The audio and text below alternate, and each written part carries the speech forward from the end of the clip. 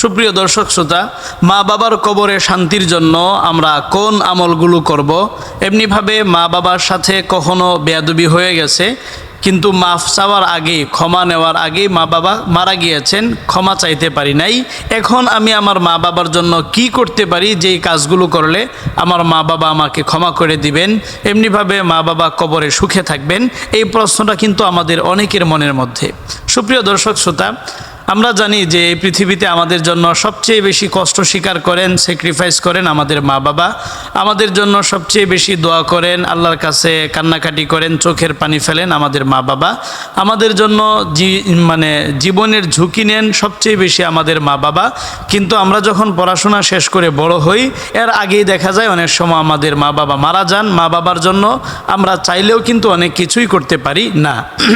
এজন্য মা বাবা যেন কবরে সুখে শান্তি থাকেন, এই জন্য যে আমলগুলো করলে মা বাবার কবরে সওয়াব পৌঁছবে এবং মা বাবা আমার প্রতি সন্তুষ্ট হয়ে যাবেন যদি কোনো বেয়াদবি হয়ে থাকে, এই কাজগুলো কিন্তু আমাদেরকে অবশ্যই বেশি বেশি করতে হবে। সুপ্রিয় দর্শক শ্রোতা, মা বাবার কবরে শান্তির জন্য আমরা সর্বমোট 5টা আমল করতে পারি। 1 নম্বর যে আমলটা আমরা করব সেটা হচ্ছে, মা বাবার যদি কোনো ঋণ থাকে, অথবা মা বাবার যদি কোনো ওসিয়ত থাকে, অথবা মা বাবার যদি কোনো মানত থাকে, যেমন আপনার বাবা 1 লাখ টাকা ঋণ রেখে মারা গিয়েছেন, তিনি পরিশোধ করতে পারেন নাই, অথবা আপনার মায়ের কোনো মানত ছিল বা ওসিয়ত ছিল যে বাবা তুই ওইটা করবি, অথবা আমি যদি বেঁচে থাকি তাহলে ওই কাজটা করব, অমুক মাদ্রাসা বা মসজিদে আমি এত টাকা দিব, এরকম কোনো মানত অথবা ওসিয়ত বা ঋণ যদি আপনার মা বাবার থাকে, তাহলে আপনি আপনার মা বাবার পক্ষ থেকে সেই ঋণটা আপনি পরিশোধ করে দিবেন। এতে কিন্তু আপনার মা বাবার কবরে সওয়াব পৌঁছবে, মা বাবার কবরে শান্তি হবে। সেই সাথে আপনি যদি কোনো অন্যায় আচরণ মা বাবার সাথে করে থাকেন আর ক্ষমা নেওয়ার আগেই যদি তারা মারা যায়, এই আমলের সওয়াব যখন তাদের কবরে গিয়ে পৌঁছবে, তখন কিন্তু তারা আপনার প্রতি সন্তুষ্ট হয়ে যাবে।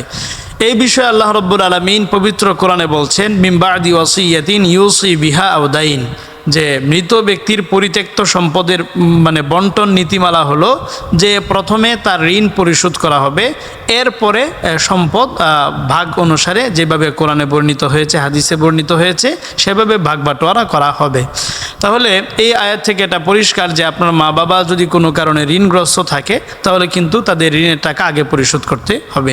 সেই সাথে সুনানে নাসাইতে একটা হাদিস এসেছে, বিশ্বনবীর সাহাবী সাআদ ইবনে উবাদা রাদিয়াল্লাহু আনহু তিনি বলেন, ইয়া রাসূলুল্লাহ, আমার মায়ের একটা মানত ছিল, কিন্তু মানত পূরণ করার আগেই তিনি মারা গিয়েছেন, তো আমার মায়ের মানতটা যদি আমি আদায় করে দেই তাহলে কি এটা আদায় হবে? বিশ্বনবী বললেন, নাম, হ্যাঁ অবশ্যই, তুমি ইকদি আনহা, তার পক্ষ থেকে তুমি মানতটা আদায় করে দাও, তার পক্ষ থেকে এটা আদায় হয়ে যাবে। এজন্য মা বাবার কবরে শান্তির জন্য, সেই সাথে আপনার যদি কোনো বেয়াদবি হয়ে যায় সেটা ক্ষমা পাওয়ার জন্য 1 নম্বর যে আমলটা করতে হবে সেটা হচ্ছে, মা বাবার যদি কোনো ওসিয়ত থাকে অথবা ঋণ থাকে অথবা কোনো মানত থাকে, তাহলে সেটা পরিশোধ করে দিতে হবে। 2 নম্বর যে আমলটা মা বাবার কবরে শান্তির জন্য আমরা করব সেটা হচ্ছে, মা বাবার জন্য দান সদকা করে তাদের নামে সওয়াব রেসানি করা। আপনি 2-4 টাকা, 5 টাকা, 10 টাকা, আপনার যতটুকু সামর্থ্য আছে আপনি আপনার সামর্থ্যের আলোকে দান সদকা করেন। দান সদকা যদি আপনি করেন এবং তাদের কবরে, আপনার মা বাবার কবরে যদি আপনি সওয়াব রেসানি করেন, তাহলে এর সওয়াব আপনার মা বাবার কবরে গিয়ে পৌঁছবে। এতে আপনার মা বাবা কবরে শান্তি পাবেন। সেই সাথে আপনার যদি কোনো বেয়াদবি বা ত্রুটি বিচ্যুতি হয়ে থাকে আর এর সওয়াব যখন আপনার মা বাবা গিয়ে কবরে পাবে, তখন কিন্তু আপনাকে তারা ক্ষমা করে দিবে। এই বিষয়ে হাদিস বর্ণিত হয়েছে সহিহ বুখারীতে।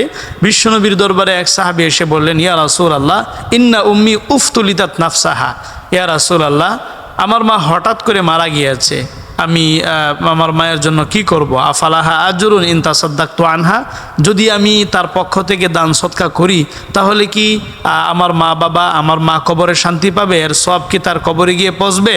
বিশ্বনবী বললেন, নাম, হ্যাঁ অবশ্যই এর সওয়াব তোমার মায়ের কবরে গিয়ে পৌঁছবে। তো এই জন্য মা বাবার জন্য মাঝে মাঝে দান সদকা করে আপনি আপনার সামর্থ্যের আলোকে দান সদকা করবেন এবং মায়ের নামে আপনি দান সদকার সওয়াব রেসানি করবেন। এটা যখন আপনার মায়ের কবরে, বাবার কবরে গিয়ে পৌঁছবে, তখন তারা কবরে শান্তি পাবে। সেই সাথে আপনার কোনো ত্রুটি বিচ্যুতি হলে তারা ক্ষমা করে দিবে। তিন নম্বর যে আমলটা করতে পারি আমরা, সেটা হচ্ছে বেশি বেশি মা বাবার জন্য দোয়া করা, সবসময় আল্লাহর কাছে তাদের জন্য ক্ষমা প্রার্থনা করা, তারা যেন কবরে সুখে শান্তিতে থাকেন, আল্লাহ পাক তাদেরকে যেন কবরে সুখে শান্তিতে রাখেন, এটার জন্য সবসময় দোয়া করতে থাকা। এই বিষয়ে আল্লাহ রব্বুল আলামিন পবিত্র কোরআনে বলছেন, রব্বির হামহুমা কামা রব্বায়ানি সগীরা। তুমি সবসময় দোয়া করো যে হে আল্লাহ, তুমি আমার মা বাবাকে ওই রকমভাবেই আদর স্নেহে এমনিভাবে তাদেরকে ওই রকম সুখে শান্তিতে রাখো যেমনিভাবে তারা ছোটোবেলায় আমাকে আদর স্নেহ মায়া মমতা দিয়ে বড় করেছেন। এজন্য রব্বির হামহুমা কামা রব্বায়ানি সগীরা, এই দোয়াটা সবসময় এবং বেশি বেশি পাঠ করা। সেই সাথে মুসলিম শরীফে একটা হাদিস এসেছে, সহি মুসলিমের হাদিস, হাদিস নম্বর 1631। বিশ্বনবী বলেছেন, ইদা মাতাল ইনসান ইনকাতা আনহু আমালুহু ইল্লা মিন সালাসা।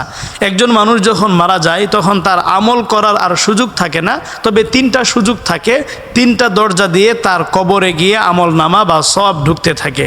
এক নম্বর হচ্ছে ইল্লা মিন সাদাকাতিন জারিয়া, সে যদি জনকল্যাণমূলক কোনো কাজ করে যায়, মাদ্রাসা বানিয়ে দিল, মসজিদ বানিয়ে দিল, রাস্তাঘাট কালভার্ট বানিয়ে দিল, এর সব সে কবরে শুয়ে শুয়ে পেতে থাকবে। দুই নম্বর হচ্ছে আও ইলমিন ইউনতাফাউ বিহি, সে যদি নিজে আলেম হয় অথবা হাফেজ হয় বা বিদ্বান হয়, শিক্ষক হয়, এবং সে যদি জ্ঞান মানুষের মাঝে ছড়িয়ে গিয়ে থাকে, তাহলে এর সব সে কবরে গিয়ে শুয়ে শুয়ে পেতে থাকবে। তিন নম্বর হচ্ছে আও ওয়ালাদিন সালিহিন ইয়াদউ লাহু, সন্তান যদি তার মা বাবার জন্য দোয়া করে, দুইটা হাত উঠিয়ে আল্লাহর কাছে দোয়া করে, তাহলে এর সওয়াব মা বাবা কবরে শুয়ে শুয়ে পেতে থাকবে। সুবহানাল্লাহি ওয়া বিহামদি। এজন্য আপনি সন্তান হিসেবে অবশ্যই আপনার মা বাবার জন্য দোয়া করবেন। এই দোয়া করার সব কিন্তু আপনার মা বাবার কবরে পৌঁছবে এবং আপনার মা বাবা কবরে শান্তি পাবে। 4 নম্বর যে আমলটা আপনি করবেন সেটা হচ্ছে, আপনি যখনই নামাজ আদায় করছেন অথবা কোরআন তেলাওয়াত করছেন অথবা এমনিভাবে রোজা পালন করছেন, যে কোনো ভালো কাজ করছেন, ভালো কাজ করার পরে এর সওয়াব আপনি আপনার মা বাবার নামে সব রেসানি করে দিবেন। আল্লাহর কাছে এভাবে বলবেন যে আল্লাহ, এই যে আমি ভালো কাজটা করলাম, নামাজ আদায় করলাম, এটা কবুল করে তুমি আমাকেও সওয়াব দান করো, সেই সাথে আমার মা বাবার কবরেও এটার সওয়াব পৌঁছায় দাও। এইভাবে আপনি সবসময় দোয়া করবেন। আপনি যদি আপনার মা বাবার নামে আপনার আমলের সওয়াব রেসানি করতে পারেন, সওয়াব পাঠাতে পারেন, এতে আপনার সওয়াবের কোনো কমতি হবে না, কিন্তু আপনি যে পরিমাণ সওয়াব পাবেন সমপরিমাণ সওয়াব আপনার মা বাবাও কিন্তু কবরে শুয়ে শুয়ে পেতে থাকবে। এজন্য মা বাবার জন্য ভালো যে কোনো কাজ করে তাদের নামে সব রেসানি করা, এটা হচ্ছে আপনার মা বাবার কবরে শান্তি পৌঁছানোর বা মা বাবার কবরে শান্তির 4 নম্বর আমল। সর্বশেষ 5 নম্বর যে আমলটা আপনি করতে পারেন আপনার মা বাবার কবরে শান্তির জন্য, সেটা হচ্ছে মা বাবার কবরের কাছে মাঝে মাঝে যাবেন, মাঝে মাঝে মা বাবার কবর জিয়ারত করবেন এবং তাদের জন্য আল্লাহর কাছে দোয়া করবেন, হাত উঠিয়ে চোখের পানি ছেড়ে দিয়ে মা বাবার কবর জিয়ারত করবেন। এই 5টা কাজ যদি করতে পারেন তাহলে আপনার মা বাবার কবরে শান্তি হবে, আপনার মা বাবা কবরে শান্তিতে থাকবেন, সেই সাথে আপনার কোনো ত্রুটি বিচ্যুতি হয়ে গেলে সেগুলো তারা মাফ করে দিবেন। তাহলে আজকে আমরা জানলাম যে মা বাবার কবরের শান্তির জন্য আমরা সর্বমোট 5টা আমল করব। 1 নম্বর আমল হচ্ছে মা বাবার যদি কোনো ওসিয়ত থাকে অথবা মানত থাকে অথবা ঋণ থাকে তাহলে আমরা সেটা পরিশোধ করে দেব। 2 নম্বর আমল হচ্ছে আমাদের যতটুকু সামর্থ্য আছে আমাদের সামর্থ্যের আলোকে আমাদের মা বাবার জন্য দান সদকা করব।